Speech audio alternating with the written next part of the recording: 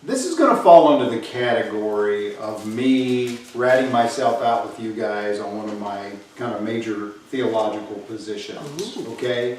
And I just want to tell you that where I stand on this theologically can make me look a little bit kind of like a mouth-breathing Dragon. throwback in some ways. Uh-oh. Because my position on the Bible and the age of the earth is pretty much considered to be antiquated in the 21st century. Okay, my sermon title is Our Young Earth. And what I want to let you guys know right up front is, I don't espouse to the earth being millions of years old. I don't espouse to the earth being billions of years old. I believe that the earth is about 6,000 years old. I do too. And that puts me in if you believe that, that puts you in a massive minority, even in the church. Okay? I'm just going to let you know that. But I want to give you some sense of why I have this position and why I think it's important to have this conversation now as opposed to later is as we continue to branch out hopefully and to grow and interface with people in our community and so forth, is the question's going to come up, especially as we start to talk to younger people, right? Our generation had a very different exposure to science and faith than the generations that followed us. I think probably, Yes. Lee, right, if you would think about your kids' generation and what they were getting taught in school versus what we did, it's a little bit different. But I want to put this thing in the category of saying, this is my belief. Everybody may not agree with me on this, but I'm going to give a defense for why I believe what I believe. It's not going to get you thrown out of the church, but it falls under this. How many of you know Answers in Genesis? Ken Ham. Does that ring a bell? Okay. Ken Ham, Answers in Genesis. And it's Ham, H-A-M, Ken Ham. Han? Or H-A-M, like ham. Okay. They have a museum now in Kentucky called the Creation Museum. They've got a full-size mock-up of Noah's Ark there. Yes. And Answers in Genesis has been around for decades now. And it's the idea that what Ken Ham says, and this is me paraphrasing him, and I think it's brilliant. Ken Ham says, if you give up the first 11 chapters of the book of Genesis, you give up the entire Bible. What? All the basis of the Bible is in the first 11 chapters. Okay? And so, and you say, what about Jesus? Look at how much Jesus points back at the early parts of Genesis. Right? And so, in my humble opinion, if my Lord and Savior says it's important, then it is important. Not because Ken Ham says it, but I think Ken's approach to that is really important.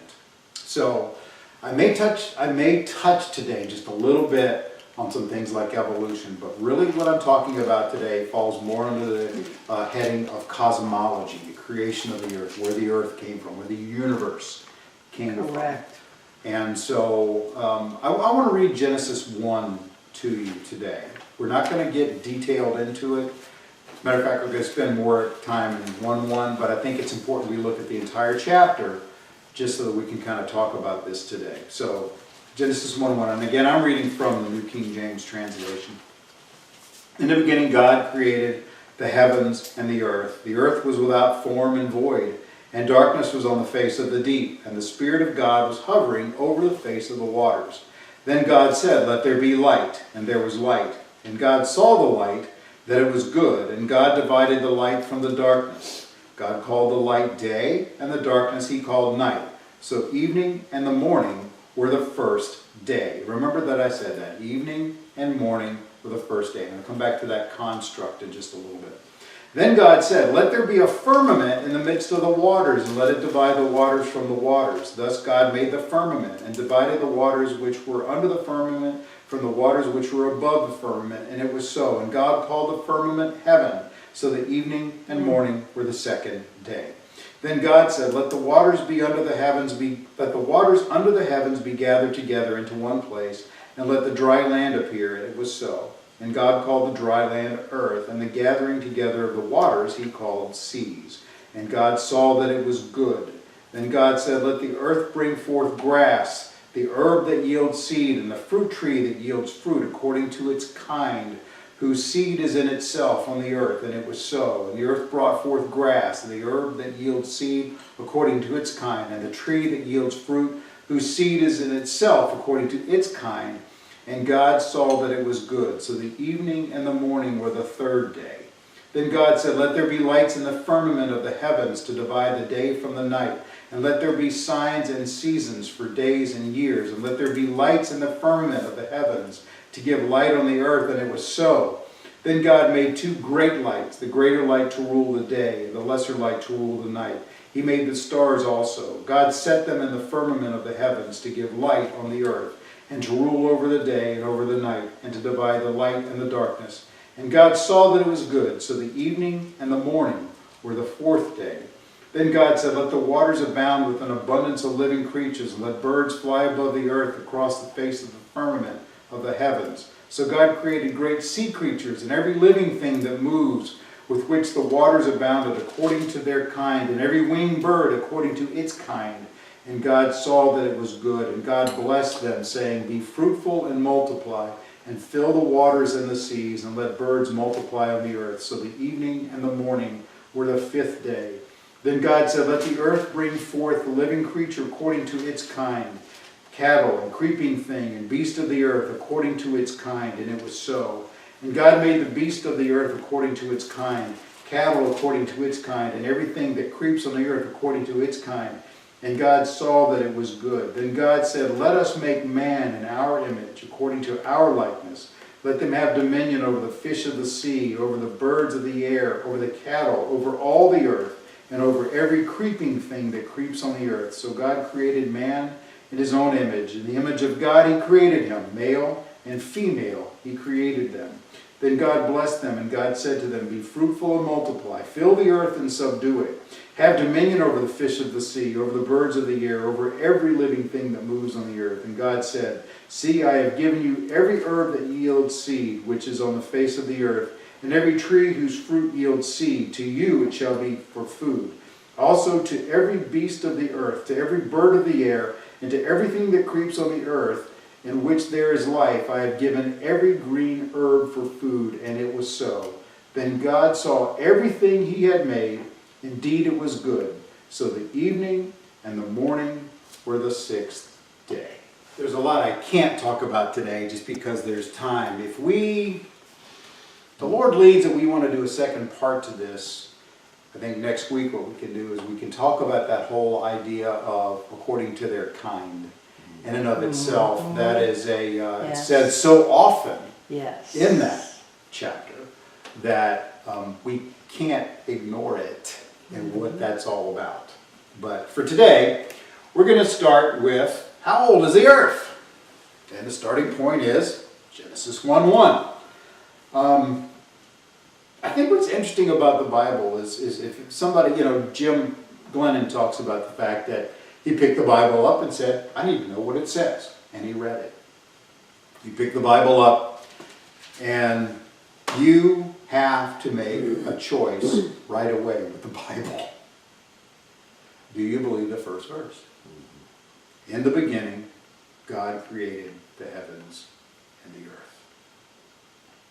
So, there's the question. Do you believe that God created the universe? And that's where it starts. There's actually a debate about the first word in the Bible, in the beginning. What is that? I'm not good at Hebrew, but I think it's Bereshith is in the beginning. Yes. It's telling us, am I right about that? Mm-hmm. There's a debate about that. The biblical conservatives see in the beginning it's telling us that God was before the beginning and that he created the material world. That's what biblical conservatives. And it's really tied to the second word, which is God created bara, which means to make out of nothing. There's an old joke about that with a guy that's, is kind of competing with God and saying, Well, I think I can make it better than you did. And God said, fine, but you got to get your own dirt.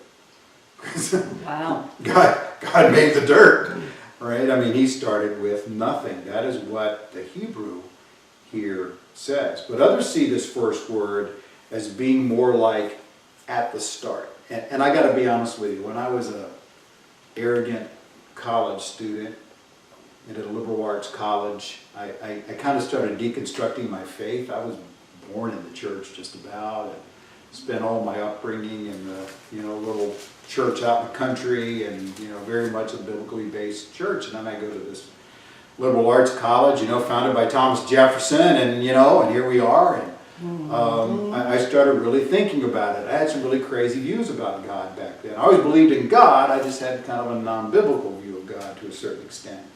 But I started to think, okay, if it's the Old Testament and the New Testament, in my mind I went, well, this is a testament. So this is the beginning, but the start of the testament. And that's where a lot of people have gotten to. They say, well, okay, what really the first verse of Genesis is saying is, this is the beginning of the story. Okay? Which is why you're going to hear me, if you ever use the word story in relation to the Bible with me, I'm probably going to stop you. Unless it's a parable, unless it's a work of fiction that's recorded in the Bible, it's not a story. It's an account. It's where I always go with that. And I hear pastors all the time say, this Bible story, it's not a story. When you talk about Daniel, when you talk about Jacob, when you talk about Abraham, when you talk about Israel, when you talk about Jesus, those are not stories. Those are accounts, right? So, but if you come from the position that, oh, this is a nice little story, then this is the beginning of the story. And so, what that also means is, sometimes people say, well, okay, well, this is where God started in Genesis, but we're not sure what there was before. Which asks, that leads to the question, well, if it was here before, where did it come from? Exactly. Right? Where did that come from? But let me ask you guys, let me not get too far ahead of myself. Does it matter? Does it matter whether God created the universe or not? What matters is that if you choose to believe this or not. I'd rather choose to believe it's true and find out it's not than the other way around. Because sometimes all this stuff confuses me, but I feel like if God doesn't have a beginning or end, he just is. Some things are just not meant for our finite mind to understand. But see, now you just touched on a really interesting thing, right? And while the Bible doesn't specifically say it, I think most conservative biblical theologians would say something about the fact that God is above time. Yeah. Right? God transcends time. Yes. Right? And it's not meant for us to understand. No, I can't. We can't. Well, we're finite. And also, we're in his system. And also, real quick, when you're talking about, Jesus, he has Jesus right here in the very. I know, he says us. He says us. Right. Yeah. That's a Trinity, obviously. Absolutely. And the other thing is, where does faith come in? What's the definition of faith? Hebrews 11:1, right? Yeah. Yeah. But we can get too far in the weeds of all that, and I think that's the devil's way of distracting us from really growing and really. But I'm going to ask the question again. Does it matter whether God created the universe? Yes, it matters. That's the question. Absolutely it matters. Why does it? You say yes. You're kind of smiling like, yes. Does it matter or not? I'm not putting you on the spot. I'm just asking the question. I see you kind of smiling. Does it matter whether God created the universe or not? It matters, and it doesn't matter. It doesn't matter as far as our job to try to help people come to know the Lord for salvation, because you can say okay, you can believe. You don't have to believe that God created the universe to believe Jesus Christ is Lord and Savior. I mean, there's different opinions on that. But to me, it matters because it's a matter of faith, and that's why it matters to me. All right, I want to hang on to that, keep going. You know, our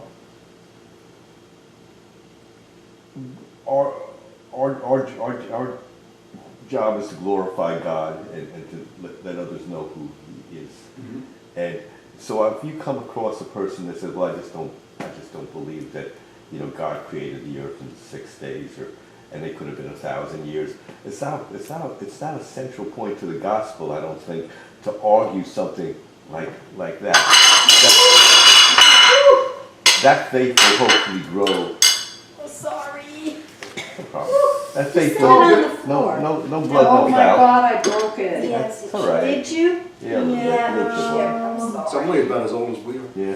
Oh, All right, let's see if we can find another one. You're fine. Don't worry about it, guys, just sit it down, it's good. No, I just start putting anybody stuff on. I mean, Doo-doo-doo-doo-doo. But you know what I'm saying. Go ahead. You want to? No, I liked how you kind of did that, right? You're right. The Bible doesn't say that, you know, if you confess the Lord Jesus and believe in your heart that God has raised him from the dead and believe that the earth was created in 6 days, then you will be saved. Right. It doesn't you say guys, that. excuse me, you guys that are barefoot need to watch it, because it's sprinkled all over All here. right, come on over. Let Christine mess with that. Come on over. Okay. So, So I'm sorry. not going to die on that hill. No. You know, with somebody that doesn't believe it. But what I will do is pray, and hopefully they'll come to that knowledge that they're wrong. You know, but a lot of people have wacky ideas about Sorry. certain doctrinal theology, but it doesn't preclude them from the fact that they believe that Jesus is Lord and Savior. here's my contention. Because you said the right thing. You said it's a matter of faith. It is. Right. And so here's kind of where I track. You don't need to believe what I'm talking about today to become a follower of Jesus Christ. But I think not believing that God is the creator and the Bible, the biblical narration of that can slow your growth. I believe that's true. So when you said it's a matter of faith, I think it's very much a matter of faith, right? Because there's going to come a point, we'll talk more about it as we go along, where that gets to be the rub, right? It's like to believe that, did the thief on the cross believe that, you know, the earth was created in 6 days? I don't know. Who knows, right? It just, that's not part of the equation. But as Ken, again, go back to what Ken Ham says, you know, if we can't be kind of solidified on the first part of the book of Genesis, then it's going to have some ripple effects through how we deal with faith going No forward. doubt about it. But faith grows. But I As- think- It does. Ooh, yes, right? But Maybe you don't believe it today, but yes, It's ma'am. the basis of the Bible, so you have to believe it. No? Well, you know what? Here, I had such a dust up with a lady at the church that I pastored in Hawaii that, I mean, it was ridiculous, and it kind of cued me into where her agenda was. But she was a big detractor of mine. This one lady in the church is super liberal, and she was kind of crazy. But I said one Sunday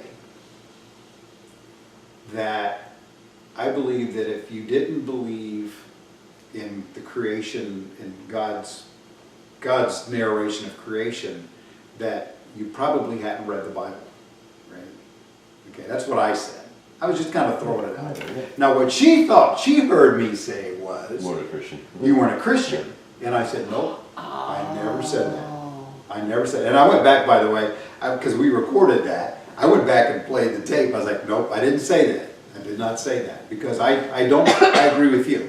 You can absolutely believe in Jesus Christ. You can be a faithful follower of Jesus Christ and struggle with the first part of Genesis.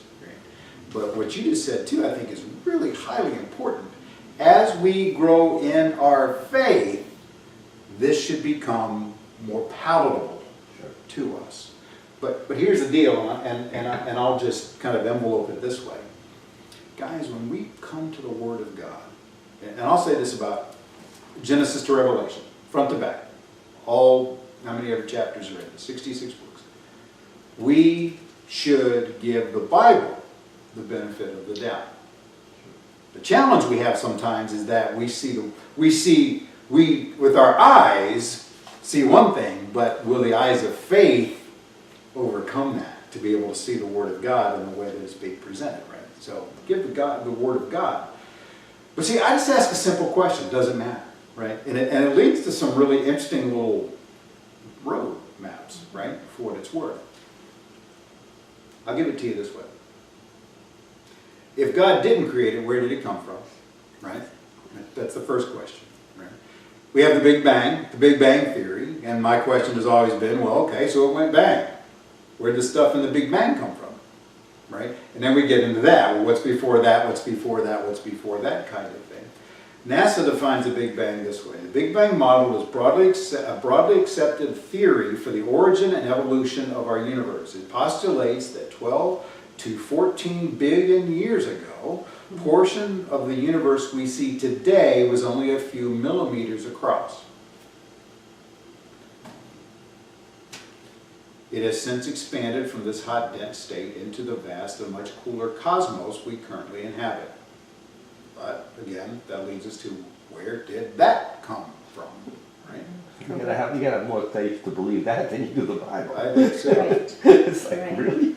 But you know, you jump forward with that a little bit, and it's like the people that I've talked to who don't accept God as their creator, but they have no problem believing, and this is a really kind of a sci-fi thing, which I love this idea, by the way, that there was some ancient race of people who came through seeding the universe with humanoid type people. Oh, Okay? never heard that one. Oh, well, Yeah, I I never can, heard that either. I could take you to like 2 or 3 episodes of Star Trek, that the Captain What? Kirk Star Trek, where they Oh. did that, you know, and then they'd come back later on and like, my children, you know, kind of thing. Yeah, you know, that there was some, you know, ancient race of people who seeded the universe. So, which by the way, my mentor in Virginia many years ago was adamantly against life on other planets. I mean, he just, and I said, why? Why are you against life on other planets? He said, because Jesus would have to go and die for all of them. And I said, okay, if they were human. You know, I don't limit God that way. I mean, I look at the sky at night, and there's many stars we cannot see, and many universes we cannot see, or galaxies we cannot see. And, you know, I'm okay thinking God put something on some of those. You know, I'm good with that. And by the way, they may not look anything like us. I mean, is our God infinite? I mean, not only is our God creative, God created creativity. And so to think that He populated a few of these planets out there with some sort of intelligent life that's not like us, I'm good with that. But that's fine. You're still left with the same issue, though. Where did it come from? Now, are you guys familiar with the gap theory? You ever heard of that? Gap theory? Yeah. The gap theory, that was put out, if you ever get an old 1901 version of the, don't you have an old Schofield Bible, John? I thought you did. All right, well, C.I. Schofield put a Bible out, I think in 1901. And in that, in the commentary to that, they popularized the idea of the gap theory. And that idea was very simple.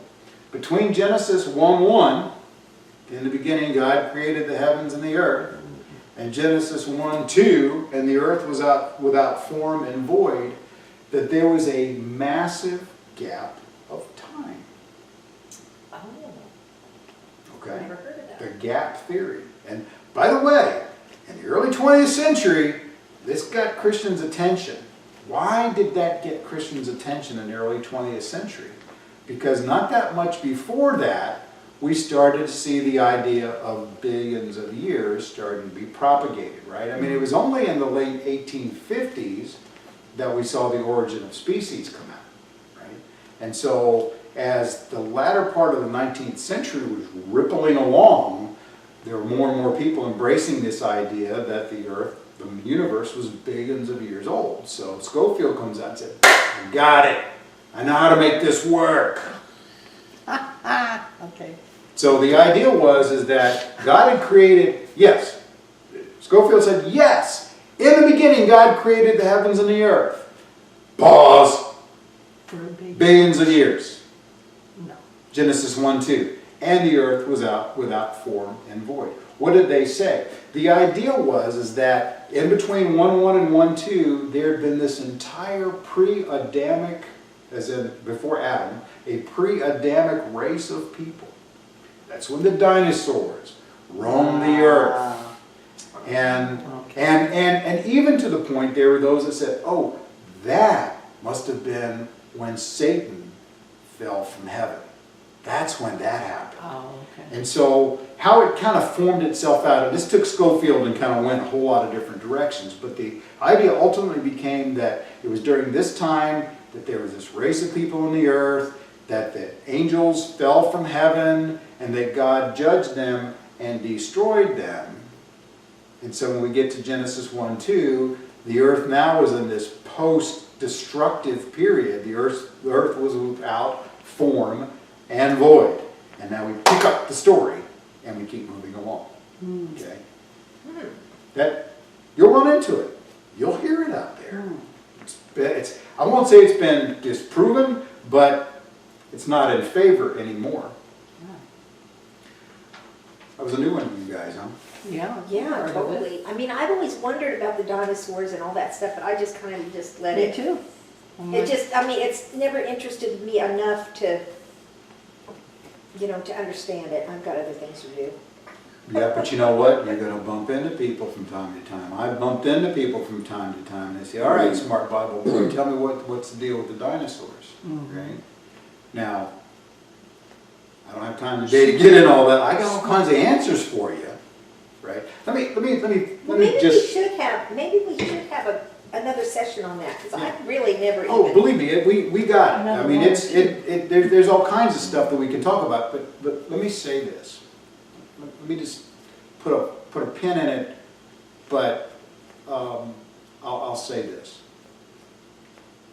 Regardless of whether you have an hypothesis that's based biblically, which there's plenty to go on, or you have one that's more worldly, I'll just use that word. Here's the challenge, and here's where science runs into a problem. You guys understand the scientific method, I know you do. Maybe all of you do. You know, the idea that you state an hypothesis, and then what do you do with that hypothesis? Once you've stated it, then what do you do? Set up to prove it. Find things to prove it. Right, you set up experiments to prove or disprove your hypothesis. And if you are That's able what to... John said. Yeah, he did. And if you back that up, then what are you able to do? Then you've got a theory, right? I think it's a theory, right, that then comes behind it. Science cannot prove their position on the creation of the world because it happened in the past.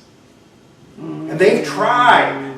They've tried. There were these great experiments that were done where, because the idea is that at some point there was the seas of the earth, the primordial ooze as they call it, and that there were a bunch of amino acids floating around in the water, and the lightning and the different things that were happening started to form what would become living creatures, one-cell beings that would then become Evolution. Right. They've tried. They've tried to take and create something they think looks like the primordial ooze with amino acids floating, and they get electrical currents going in it, and all this kind of thing.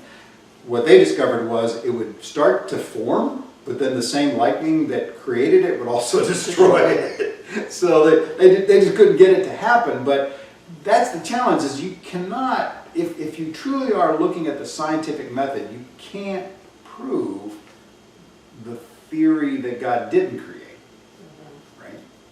The second law, they want to run up against the second law of thermodynamics. too. Correct. Entropy. Right. Absolutely. So, I mean, they just, Okay, what is that entropy? What does that mean? things don't evolve, things are break down in the second law of thermodynamics. Okay. And they just don't evolve, and it's never been proven that they do. Right. Yeah. Yeah, I mean, They yeah, the cut idea that. of the second law of entropy says things tend toward disorder. Disorder. They don't become more ordered over time, they So when you become have less. the big, when you have the Big Bang, things fall apart, they don't come together. Yeah, Yeah. So, yeah. they've got a problem. Yeah, we could talk evolution and all that forever, you know, but see, here's the thing is that, you know, for all the conversation about evolution, the reason I said cosmology, because this is talking about the creation of the universe. That even predates, if you will, and it really sets up the conditions to talk about evolution. Where did this come from? This is a bigger issue than, you know, the living beings. That's a whole other thing, right? Even though Genesis 1:1 deals with it. There's so much evidence against that theory, though. I mean, if you had dinosaurs living and other life living before the Earth, before the second day, and it was formless, and I mean, you've got dinosaur pictures in caves, which they see. I mean, there was no everything was formless. So, or there was, how about the fossils that they find? We know that dinosaurs existed from those, but they wouldn't have existed if things were formless and they had to be reformed. I mean, it's just a bunch of bunk. I mean, how can anybody believe that? Well, there's the beauty of it is that there have been some opportunities, and Mount St. Helens actually offered one of the greatest opportunities when Mount St. I Helens was in Sunday erupted. school, when it erupted, we came out from Sunday school, between Sunday school and church, my dad and I, and we thought it was a snowstorm, but you can't have a snowstorm in May. Was it May or something? It was the springtime it was Oh, out. maybe. It was the springtime, it was March or May. What year was And that? 1980, I just Oh. graduated from high school. Well, yeah, because my dad died that summer. And it was just, and then so we went home and everything was dark and everything started ashen and it was just, we were in Tri-Cities, which is on the other side, the eastern Washington, on the other side of the Cascades, and then Mount St. Helens was over there by Seattle. So it was just like, I mean, it was like this thick on the sidewalk. You couldn't go outside. Anyway, it was a very interesting experience. Well, what they were able to show is that the different mudslides and the different events that came because of Mount St. Helens, when they looked at it, it ended up creating a lot of the strata that we see when people go and start doing paleontology and going through the layers to say, okay, this is the Cretaceous period and so forth and so on. And they're like, it doesn't need to take millions of years to create the strata, right? And without stealing maybe from next week if we talk about this, a lot of what science describes as being billions of years can also be described by a worldwide flood. And so you need The strata of the Grand Canyon. Yes, Exactly. exactly. You know? Exactly. And there's a reason that there's seashells on the tops of mountains. That's right. Right. That's right. Yeah. And you know, when God created, it didn't say that he started from seed, he put the plants on it. So a tree could have been what do they do, the radio? Oh, yeah, radiometric data. Data could have been 150 or 200 or 1,000 years old tree that he put there, and the radio data would show that it was that old, but he just created the tree. It really didn't grow for that long. I mean, he put mature things on the earth. Yeah, that was something that just came up and yeah, you know, if you read this, I mean, God had to create light first. You guys realize that, right? He had to create light. That's what he did the day one. He had to create light, which is an amazing thing. And do you guys realize that they still don't know what light is? That science they still debate about it. Some say it's particles, some say it's waves, some say it's waves of particles. I mean, science doesn't even understand what light is at this point, and that's kind of the arrogance of humanity, right? Whatever generation you live in thinks you know everything, but they don't even know what light is. They know what darkness is. They got darkness figured out. They know what light is. Yeah. They know darkness is the absence of light. Right. They don't know what light is. Haven't figured that one out yet. So God needed to create light before he could create anything else. And I remember being a kid saying, okay, light was the sun. No, God had to create light. Light was the Sun and moon came That's 3 right. days later. I think that's Yeah, Right. on a timing situation. right. So And the sun. let me take you to the next step before we run out of time. So let's talk about this first week a little bit. I read you this, and again, we can talk next week. I actually had that kind of programmed in my head if we need to do that. But God created everything in 6 days. That's what it says in the Bible. Now, there are those that say the reason that that's there is to give you the framework for the Sabbath, and it's just symbolic and all those kind of things. And it does work that way. I mean, Jesus points to it even, right? I mean, Jesus talks about the Sabbath and all those sorts of things. And so it's in place. And I know me, even in my puny brain, right now today, at 64 years of age, I kind of go, did God really need to rest? I don't think he did. God rested Correct. to give us an example. Example, The sure. same way that Jesus didn't need to be baptized. Right. But he did it as an Correct. example. Yes. Right? And again, because people ask you I that was goofy wondering question. about that. Why Right? was he in Well, people ask you that. Well, why did God need to rest? I thought God was all powerful, right? Kind of mocking you, right? The same people that say, well, did Adam and Eve have belly buttons, and where did Cain get his wife? And Yeah. believe me. Oh, Tell yeah. people you're a pastor, you get a lot of crazy questions. Yeah, that's Oh, true. wow. Or a missionary, Never right? heard that belly Or button. just start talking to your lost friend. Oh, boy. Yeah. Yeah. Come on, man, where'd that come from? Because, I mean, they didn't have an umbilical cord. Of course. They were created from nothing. Yeah, they weren't, neither one of them came from a normal birth, right? Adam was created, Eve came from Adam's Correct. rib. Really. Right. So, did they have a belly button? Does it matter? What's the point? I know, well, it's to trip you up, right? Yeah. It's that Yeah. same They're question, can human, God so make yes, a he rock that did. he can't move? Can God make a rock so big he can't You move? move it. Are we really having this conversation? Really. So here's the big one though, right? Here it is from this passage. Here's the debate. Does the Bible mean 6 literal 24-hour days? Here's why I say it's our young earth. This is my conviction, okay? So I'm just going to kind of give it to you. Because I told you gap theory. Here's a second big theory, right? It's called the day-age theory. You guys heard of that? You know day-age theory? I've heard that, and I don't know if I read it in the Bible, but I've heard it all my life. Like, day to God is I'm going to give you the 1,000 verse. years. Here's the verse, 2 Peter 3:8. Beloved, do not forget this one thing, that with the Lord 1 day is 1,000 years, and 1,000 years is 1 day. Second Peter what? 3:8. What's the context of the Second verse? Well, that's the context, right? What is the context? Do you know, Ralph? I don't know. If Here it what is. he's This is talking about God's long-suffering. Okay. God's long-suffering. God would desire that none would perish, right? Okay. And so it's the idea that, you think about it. I mean, it's a beautiful picture. I am right on that, aren't I? Isn't that right? That's like I don't 2:10. know. Let me just double check. I don't want to lie to you. You said 38. 3:8. I know. Yeah. 2 Peter. I'm pretty sure I'm right. Yeah, because 3:9 says the Lord is not slack concerning his promise, as some count slackness, but is long-suffering toward us, not willing that any should perish, that all should come to repentance. What Peter's getting at there is, we get all caught up in today. I mean, God has such a different perspective on us, right? I mean, he really does. I mean, we think, think about the last 5 years in American history. Think about all the uproar and the disagreement and unkindness, and we're going, Lord, how long is this going to go on?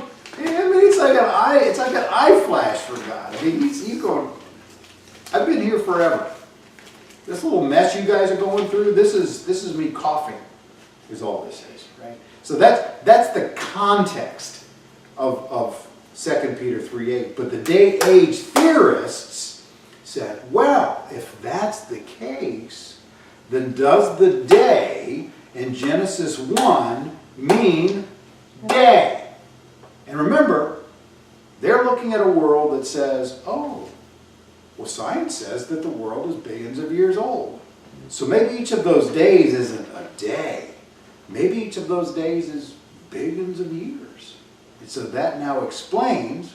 And by the way, you hear that and you say, this seems kind of wacky. I read a book and I'm sorry. I was thinking about it this morning and I didn't take the time to look it up. I found a book and it's been about 10 years ago. And it was written by a guy who I guess would fall in the fall in the realm of being a scientist, but he was kind of teetering on the edge of intelligent design. You guys know intelligent design? There's, Several books. huh? Absolutely read several books on it. Okay, yeah, you know, so you have creationism on one side. There's creationism on one side, biblical creationism, God created heavens and earth. There's evolution on the other side, right? It's all just natural. And then there's that middle ground by people who say, well, I don't know if it was God, but the universe certainly seems to give the impression that some intelligent designer created it. So that's where intelligent design came from. It's not biblical, but it's not hard science either. So it kind of lives in this middle ground. And I read this book by this guy, and he tried to correlate billions of years with the 6 days of creation. And it hurt my brain. It really hurt my brain because he had to stretch it so hard to try to make it work. And I don't know, John, I don't know if I made it through the whole book, brother. I finally said, I think you're trying too hard. But the day-age theory says one day in Genesis 1:1 could have literally been billions of years. All right?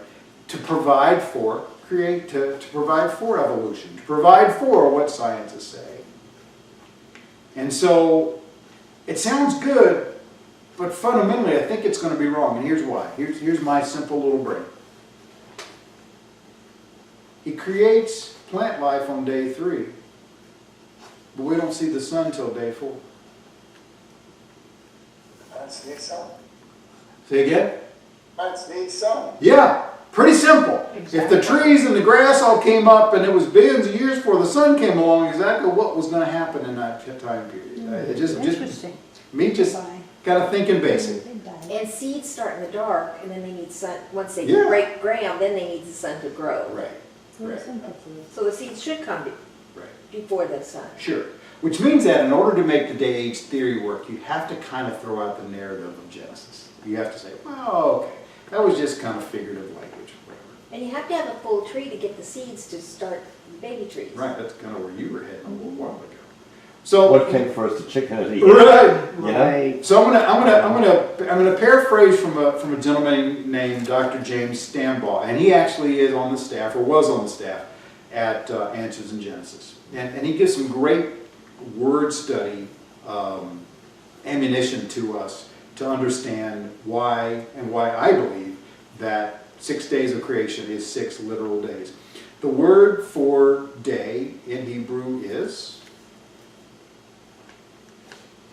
Yom. Yom. Yom. Like Yom Kippur, Yeah. the Day of Atonement. Yom. Yeah, okay. Yom. How do you spell that? Y-O-M. With a hat over the O. Yeah. Yeah. So Yom, right? Yom Kippur, day of Right. what I said? People. Day of Atonement. Day of Atonement. Day of Atonement. Yeah, Yom. Yom. So that's the word. And every time that they use the word day in this chapter, it's Yom, the word for day. Now, Dr. Stambaugh says there's 2 really important aspects to its use in Scripture. First, he says, when used with an ordinal, first, second, third. When that you see that in the Bible, in its regular usage, it means 1 24-hour day. That's its normal usage. Then he says, second of all, when we see, and we see this a lot in the Bible, when we see evening and morning, that means 1 24-hour day. And what do we see in the case of Genesis chapter 1? Well, both of those. Verse 5. So, evening and morning were the first day. So both of those. And you see that rhythm. Remember I said I was going to touch on it? You see that every one of them. Evening and morning Yes. were the second day. Right. Evening and morning That's it. were the third day. Right. Right? It's not light and dark, it's evening and morning. What makes a huge difference. It really, to the Jewish mind especially, right? The original readers of this book. Yeah. That was very important to them. And it was evening and morning because that's the way that the Jewish mind recognized a day, right? Because a day went from sunset to sunset, correct? Well, for sure, and also, if it was light and dark, when Jesus was on the cross, the days wouldn't have lined up.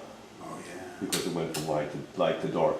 Yes. Not evening and Sure. morning, not a calendar Yeah. clock type thing. Right, right, and that's a Yeah. huge difference, yeah. It wasn't Can you phenomenological, it repeat was. that? I lost it. Lee was saying that because it got dark while Jesus was on the cross, he's saying it's not light and dark that's the delineation, it's evening and morning. A very specific classification of that part of the day, right? Not light and dark, evening and morning. Right. So Dr. Stambaugh says when you see it this way, the writer, Moses, the writer of Genesis is making it very clear. Evening and morning, first, second, third, fourth. He's trying to make a point. It is a literal 24-hour day. So, John, I didn't give this to you. I will send you a copy of it on the back of the song sheet. I've got a record from Adam to Abram with how long they lived. Right. Right? So if you look at my list, and you've got a different list than I do, because my notes are a little bit different, but the Bible records how long everybody in the Bible lived.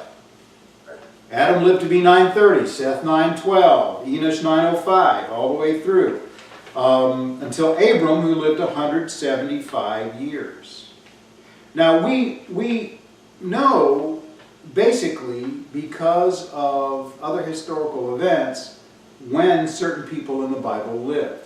And, going with Abram, and basically when they believe that Adam lived Abram sometime between 2009 and 2184 BC, and we start to work backward, we start to get an idea of the years of people's lives.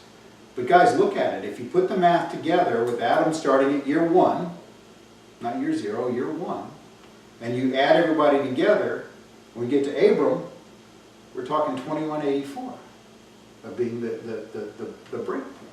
And then we know going forward, based on Earth history, when people were living past that.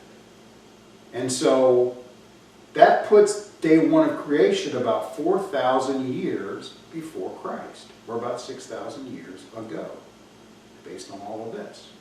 Right? The biblical record is there. I don't think that's an accident. I don't think it's an accident that the Bible tells us every single person how long they lived. Right? I mean, why? Why would it matter otherwise? Okay? And again, I want to go back to what Lee said right at the very beginning. You're not going to die and go to hell if you don't believe this. You're going to die, but you're not going to go to hell. Right? I mean, if you believe Jesus Christ, based on the Bible, that He is God and He died for our salvation and there is salvation through Him and Him only, and you accept Him as your Lord, you're with God forever. That's the promise. That is the promise. But if we give this up, I think we lose some of the richness of God's Word. And it also, and this is where I live, and again, this is my conviction. I think if I capitulate to someone on this, it makes it harder for me to stand on who Jesus is. It is kind of where I live.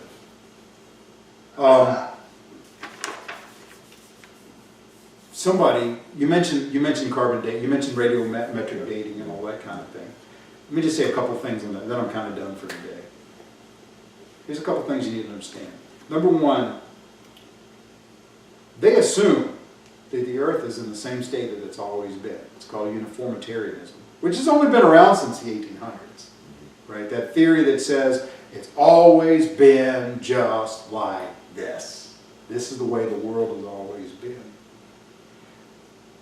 But did you notice my little note on here? Did you see Adam, Seth, Enosh, Canaan, Mahalalel, Jared, Enoch, Methuselah, Lamech, Noah, and Shem? Yes. They all lived, except for Enoch, who God just needed him to be with them, so He took him.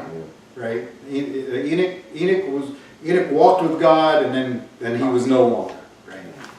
Every other one of these patriarchs lived 6, 7, 8, 900 years. And then, boom, the flood. And look what happens at their ages after that. 400, 200. They don't live as long. They don't live as long. And then we live even less Yeah. long. But what happened? Right. What happened? What happened? Something happened in the flood. Something happened in the flood. Now, this kind of falls into the area that you can conjecture this a little bit. There's a lot of people who believe, and I can kind of back them up some, and we ever get to Noah, we can talk more about this, but that there was a water canopy that surrounded the earth, and that it blocked out a lot of the long band radiation. And that radiation being blocked out allowed people to live much longer. By the way, it probably also could have allowed these reptiles to live much longer. And what we know about reptiles is the longer they live, the bigger they get. Think about that. right. So all of a sudden, instead of just being those big old lizards we see down in South Florida, now they can be 30, 40, 50, 60 feet long, which resembles something more like a dinosaur. Right? Guys, I can't prove that. I'm just saying, my theory is just as good as his theory, is kind of the idea. And you want to get people, you want to have a good conversation, sit down with somebody who is not a creationist, who is an evolutionist, and start to bring these ideas up. I mean, you better order another drink, because it's going to take a while. But they're great conversations to have. They're the kind of conversations we used to have in college, when we weren't mad at each other at the end. We'd call each other a bad name and call each other all kinds of stuff. But at the end of the day, we'd still hug each other and go to the same dorm together. But these are great conversations to have with people and say, well, have you ever considered that this might have been the case? Right? And there's an intelligence to those kind of conversations that will keep you in the game sometimes longer than you may realize. But I'll finish this way today, and I'll open the floor to more questions. Science has constructed this model for the origins of our universe based on the observations of physical evidence that we have today.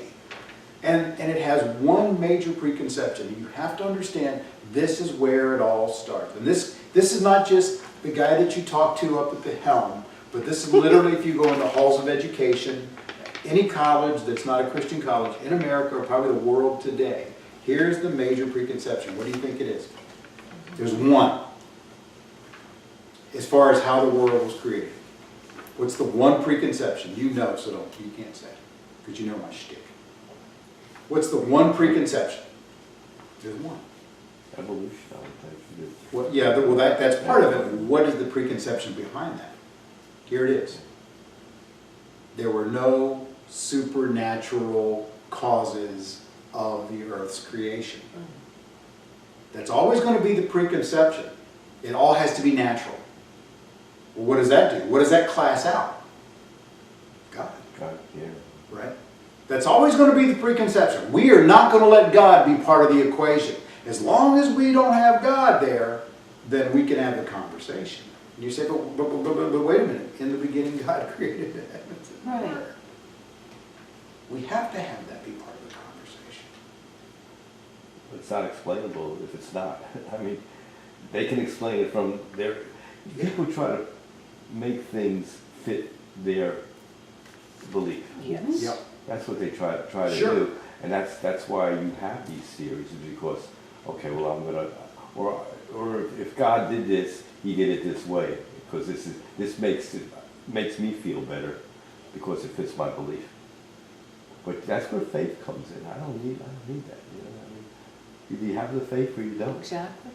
And you said something earlier, it takes as much faith to believe in naturalistic causes of this universe. Yeah, I mean, we can just start talking about something as simple as, and this is the one for me, okay, and I'm cheating next week a little bit. You guys want to talk about evolution next week? Yes. Yes, You yes, good? absolutely. Yeah, we can talk about it. All I have to ask you to do with evolution and where it blows up for me is to look at a spider. And think about how a spider, by natural causes over millions of years, was able to get to the point where it could create the web and know what the web was for and know there'd be food in it and all those other kind of things. I mean, you don't have to go to big, great lengths to start to understand it. And we can talk a little more about what I mean by all that next week. But it takes great faith to believe that this all is a happenstance. Sure. You know, somebody once looked at me and said, if you found a watch in the desert, do you think it just evolved there? Yeah. I mean, a simple thing. There was a creator of that watch, you know? I mean, things don't just evolve. I mean, they just don't happen, you know? And once again, if you go back to your physics and everything, things break down. They don't evolve. That's right. It's a watch in the desert, somebody dropped the watch. Right. Well, but there was a creator of that watch. watch. Exactly. It didn't start Just from a appeared. spring and all of a sudden Of course evolved not. into a Grain of watch. sand created No, a human watch. created it. Of course Yeah. it did. A human created, just like a supernatural being created the earth. But see, guys, why I think why this matters as far as how we live our lives and how we speak to other people is, I think it's very dissatisfying to me when I hear somebody say, "Well, I just believe that." Well, why? Why do you believe that? And I'm cool with that for us, right? But when you talk to your lost friends, they want a little more than that, because lots of times they have chapter and verse for why they believe what they believe, right? And so we're never going to be able to prove what we believe, but neither are they. And see, that's the challenge. The last 125 years in Christianity has seen the church on its heels in a position where it was trying to catch up with science instead of saying, wait a minute, we don't have to embrace that. I'm not anti-scientific, by the way, and I'll say this, and you can think about this when we talk about it more next week. I believe in evolution. Micro Micro. evolution. And we can talk about that. I believe in God's the greatest microevolution, scientist. but I don't believe in macroevolution. And those are vastly different things, right? But if you say to an unbeliever, I don't believe in evolution, they're going to say you're an idiot, and they'd be right. Well, are you talking about adaptation as Exactly. Exactly. you know? Adaptation. Micro- We see it all around us. Sure we do. You see it all right. It's Sure. how a moth that was a white moth living in an industrial area became a black moth because it needed to be able to hide against the black trees from all the soot on the trees, right? That's evolution. But it didn't turn into a person. No. It Correct. stayed a moth. It stayed- Yeah, it didn't go from a moth to a frog. It didn't Yeah. all of a sudden, Right. do something different. Just got another leg. We adapt. We adapt. Humans have absolutely have Sure we adapted. do. I mean, I'm convinced But we that. don't evolve, we adapt. I mean, But that's Yeah. microevolution. Right. That's the words we have to use. Yeah, So that we don't look. play semantics, you know? Let me end this way. Why this stuff kind of fits together really nicely is we kind of just touched, and you guys, we can talk more if you want, but I just want to kind of finish my part.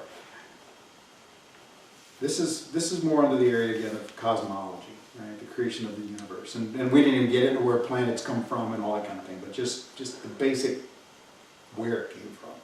And then you have this whole idea of evolution, and you guys want to talk about that next, we'll get into the kinds. We'll get into the kinds in a real way, and what that's all about. But then those two things result in a third very important aspect of our Christian life, and that is, what is our worldview? Yeah. What is our worldview? Because that's what we take out to a lost and dying world, right, at the end of the day. And again, I knew people, I'll finish this way. I knew people that I love and respect in Hawaii. We talked about all the time. We lived on the big island of Hawaii, right? We were the easternmost island in the chain, in the archipelago. And it was always said in Hawaii that the big island was the, Most Hawaiian. no, in Oh, the regards to this. youngest. The big island was the youngest island. We were the youngest island.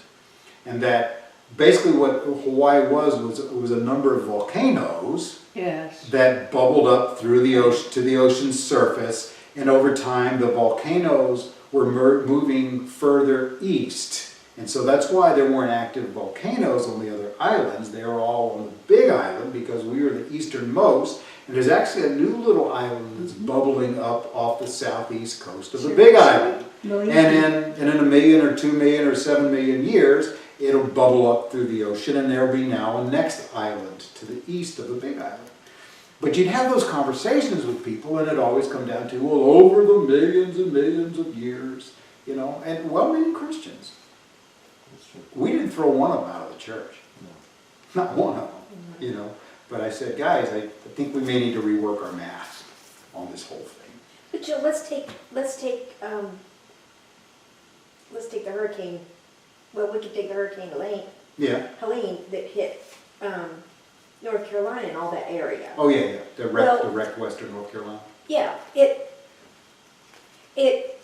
changed the geography. Sure did. Totally reshaped. It totally reshaped and changed the geography. So to me, that's a natural thing that changes our geography, and that could fit in. Mhm. That could fit in with what you're talking about with the islands. Yeah. That's Well, the thing. I think all that works. What Hebrews 11:1 is, faith is the conviction of things unseen. Right. Absolutely. Either we Right. have it Right. or we don't. Right. You know, so you know when people are dogmatic about it, a lot of times I'm not going to change their mind, and I don't hammer them. You know, it's like, okay, you know, hopefully their faith will grow to a point where eventually they'll believe. But it does stymie their faith. But You're when right. you go through a hard time and you have a good attitude about it, and they see that, they're going to come and Exactly. ask you, what's up? You should be all in a tither. Why aren't you? And that's what your dad said, and that's the other point of you know, act your faith every day, and Yeah. and let Exactly. people know that you're different, and people will see you're different, Mm-hmm. and that's where where Jesus for you shines, because you might be the only Jesus that somebody sees. Right. But this is all very interesting to know, and it's very interesting to study and to be aware of, because it's just like, that's one thing I love to garden. I like to buy the seeds, and I like to put them in the ground, and I just let go of every day till they pop their little head up, and they're covered up with the seed, and they're all curled up, and then they actually come out like this, and then they go out and do their thing. I get such a thrill out of that sometimes I'll pre-sprout my seeds in a napkin just to see it, Just to sprout. just to see what they look like under the ground before they come up. And it just thrills me.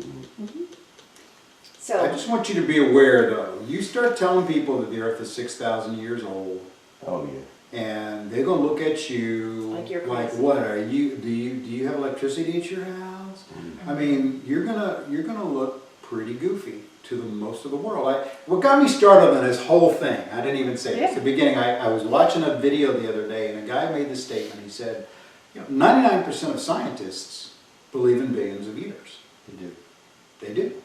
And 99% of the schools are teaching that, right? I mean, we used to call it the theory of evolution. Right. And pretty much now it's a fact, right? I see John said it's a fact. You know, kids don't even know the other, and schools don't want to teach it. And you know, we can't lose leading people to Christ for this, but we need to be able to help them develop a worldview. And when we talk about evolution next week, we're going to talk about why, and we'll feed into that worldview idea. Maybe even a third week to develop the worldview part of it, because at the end of the day, we need to really think about what having a creator means. Because that has ramifications for how you live your life, right? I mean, it really does. And so maybe we'll get there as well. But I'm kind of doing this tongue in cheek. You know, we talk so much today in our world about having a safe place. Well, this is a safe place. This is a safe place for me to be able to share with you guys this concept that even in Christian circles looks a little bit dated these days, to think that we have a young earth. And so just be aware. But I think if we can get our arms around it and be able to, because I think this falls under the category of giving a defense. For our faith. Here's one other thing that I'll say in the end is John, when you go to the book of John, it says in the beginning was the Word, and the Word was with God, and the Word was Yes. God, Right. and everything that was created by Him, and nothing was created that wasn't created by Him. So if you believe Right. that Jesus created, that's what it says, Jesus created the earth. And And if Colossians you- backs that up, by the way. Right, so there's evidence in the New Testament to show that there was a creator, and if you believe in Jesus, you can't throw those verses out No. and smorgasbord them. So that's just more proof that God was the creator of the earth. You know, Yeah. I mean, there's so much proof of that.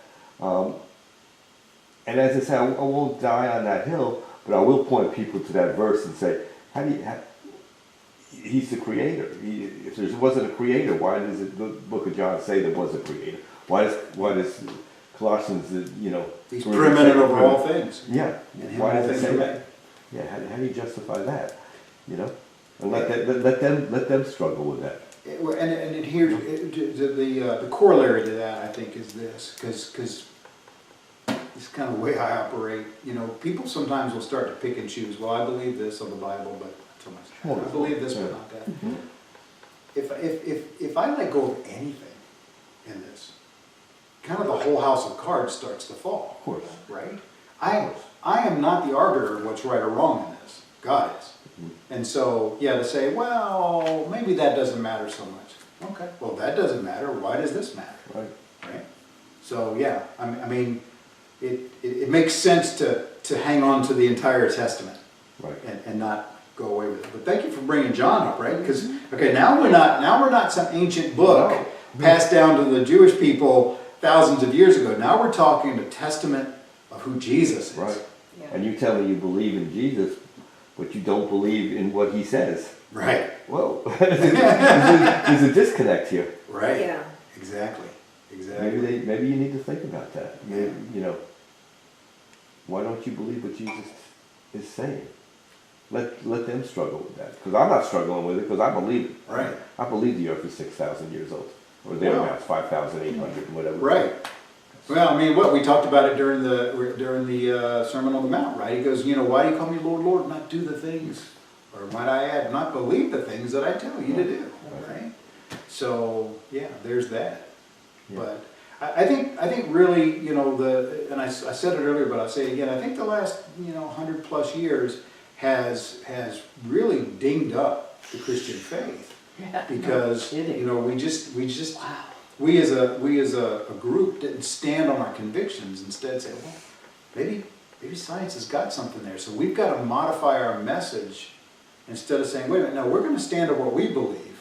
You guys come to us, Right. right? And the thing is, and it's not so much paleontology, but certainly archaeology has proven the Bible out over and Over, over and continues and to do over so, and right. over again. Yeah. And so it's like, give it time. Give it time. All right, we'll do some more That dinosaur Genesis thing next is week. really interesting because my grandkids have asked me about it, and I'm just like, I don't know. We'll talk about it next week. It could be in Job too, right? I mean, Job talks The about Leviathan. dinosaur, Leviathan. Right? Yeah, yeah. I mean, he describes a dinosaur. Well, I'll contend that they were around. Adam knew about them. They're in the ground. I think the most reckless thing you can do as a follower of Christ is to deny that they exist. Oh, they It's like exist. they're in the ground, I for mean, goodness they sake. exist, but they're no longer. No. Well, here's the other challenge though with I dinosaurs. mean, did Noah take them on the ark? That's. Did or he? did they die in the flood? Did he take them on the ark? That's Oh, all. The that's a good dinosaurs? Two of every Sure. kind. Two, okay. But We'll we talk don't about see it none- next. Yeah, but we don't see any dinosaurs now.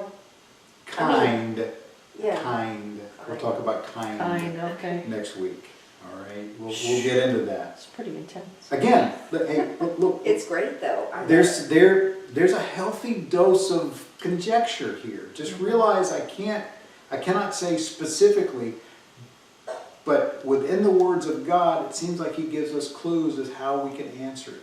And we can't That's deny what we important. find in fossils. You No. can't deny. But you've got to be careful sometimes, because not often that they find. Am I right on this? They haven't found a whole lot of fully orbed skeletons in the ground. Lots of times they're taking bone A and bone B and going, I think these go together. Correct. There's a lot of conjecture on the part of paleontologists too. Okay. Don't forget that. I mean, it could point back to, it could point back to God, being the creator, because Sure. you know, an eyeball's an eyeball, and each of us and the animals all have different eyeballs for what we need to see and how we need to operate in our defense mechanisms. But they're basically the same, they're basically The core structure is the core same. structure. They all have a retina, they all have a this, they all have that, you know, and you can tell it's Yeah, the same creator. yeah, yeah. Well, how many of them were there? I'm gonna go, I don't wanna go here. As I said, how many of them are there? I mean, we found a few, right? How I many mean, what? how many dinosaurs were there? I know, they got that full structure one up in the Smithsonian. I know, that's I what I get that, thought but too. how many of them were there? I mean, and could they have been alive 5,000 years ago? See, the challenge you have is when it gets into dating them. Right, Yeah. how old are they? Right. Yeah, and the way they date them is based in mostly where they find them in the earth. How many layers down? But here's the challenge. Sometimes where they find them in the earth is how they know how old they are. But sometimes how old they know the earth is based on the fossils they find in the earth. It's circular logic. Did you catch me on that? But my It's based- it's- question, the my age question of has the- always been, what happened to them? It's called a flood. It's called They a died flood. in the They flood, died in the but flood, their yeah. kind was on the ark, and so they're still around. I mean, if you were Noah, let's just think about it. If you were Noah, would you take a 75-foot lizard on the ark, or would you take a foot-long lizard? on the ark? Foot-long Yeah. lizard. But, Absolutely. yeah. Well, that They makes kind sense. of, if they're only. John, it's killing you not being here. If I they're know, only living man. 145 years, people, versus 900 years, Right. They're right? not living long enough to get that To get big. that Yeah, big. right. Right. That makes sense. Did you All hear right. that, John? I got him. He's on it. All right, so next, I've been reading all this stuff for decades. I know you have. So next week, you probably, the stuff we're gonna do next week, you're probably even more dialed in on. So I'm gonna need you to kind of post up on it. Let's do that. Let's stay in Genesis 1 next week. I thought we might. Let's talk about kindness. Let's talk about a few of the things that are there and just kind of where that is. And it's gonna just give you some really neat things to say to people, right? I hope. You guys good with that? Yes. Yeah, good. All right. So, well, thank you for not throwing me out for thinking that the Earth's 6,000 years old. Now, So- the day age theory day, you said equals 1,000 years, but you're saying they mean billions. They use that verse to give defense for what they say. But the reality is the Earth, they think the Earth is 14 billion years old. Oh, they think it's 14 billion. Yeah. Gotta- it's Okay. gotta be- It gets longer all the time. 14 You're out of billion. them, aren't you? Yeah. You know, by the way, it wasn't really until like the 1800s that they ever thought the Earth was more than 1 million years old. And I forget the man's name, but he was an archaeologist, right? Not an archaeologist, he was a geologist. And he started saying, these rocks have got to be older than this. And so it just started with that and got The older and older earth and is older. flat, not round. Oh, yeah. Even though Job actually said that, right? Job talks about the circle of the earth. And the currents of the ocean. Right. That's in That was- Psalm 18, Psalm 8, you know, the currents of the earth. The Bible, and when we talk about kinds next week, we'll look at what the Bible means by that, Yeah, kinds. which is very important. And then I need to go find a passage where he talks of, maybe I hit it there, the different blood, Mhm. the different blood of the animals. So, there's a lot there. So, Oh, yeah, like cold-blooded and warm-blooded. well, blood of Oh. animals versus blood of fish versus blood of man. Right. Wow. Okay. The Bible, This is the all in Bible, Genesis? the This Bible, is- most of it, yeah. The Okay. Bible is not a book of science, but when the Bible speaks science, the Bible speaks truth. So, I've heard stories where, atheist scientists went out to prove the Bible's wrong and prove Jesus didn't rise from the dead. And he came to the conclusion he does, and it is. well, that sounds like Lee Strobel. I mean, that's I've what heard Lee that a Strobel couple did. different The times. case for Case for Christ. Christ. I Mhm. mean, a very Yes, educated, Case brilliant for- man was like, Yeah, no. sounds and- like yeah. him. What's There's his been name? several, at least Strobel is one, he's actually an Lee investigator. Strobel? Strobel. Please. He wrote The Case for I Christ think and I several other may books. still have that book. Oh, well, look I and read it. see. But there've been others as Years well and that have years. gone out to He's got a prove couple other ones. Case for Case Christ, for Case for Christ. the Cross, Case for Right. Christmas. Oh. There's several. He's Lee written several. Strobel. He's written- So who, Say what? Got like 10 books out. Yeah. He does. And he's interviewed a number of different, he interviewed one of my seminary professors And who named wrote the Bible? Gary Habermas about the shroud. who wrote the Bible? Moses wrote the first 5 Moses. chapters. 5 books, yeah. The two Jim. Hmm? And then the Holy Spirit actually wrote the rest of it through different, like through Paul and through. Oh, right. And John, we learned that John, Well, that's the New Testament, I'm actually Okay. talking about The the Old Old Testament. Testament. Well, yeah, I mean, it's the idea that Moses, probably Genesis, you know, the Lord had brought that down through verbal, you know, passed it on from one to one to one. But God led Moses to. Yeah, put it see. together. I gotta read the Old He Testament. did the other 4. Yeah, and then you had the prophets, right, that wrote and then The New Solomon Testament, and yeah, but the Old Solomon Testament I haven't read. David. and then John, Revelation, that's what I learned, I didn't know about that. Yeah, John wrote Yeah, Revelation. believe Right, Yeah, I mean, Yeah, there's yeah. about 40 authors, across the entire Bible.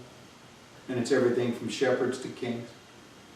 It's an amazing gathering of people who the Lord used to put the Bible together. And you consider that it went all the way from, you know, the land of Canaan, all the way to Babylon, and even into Europe.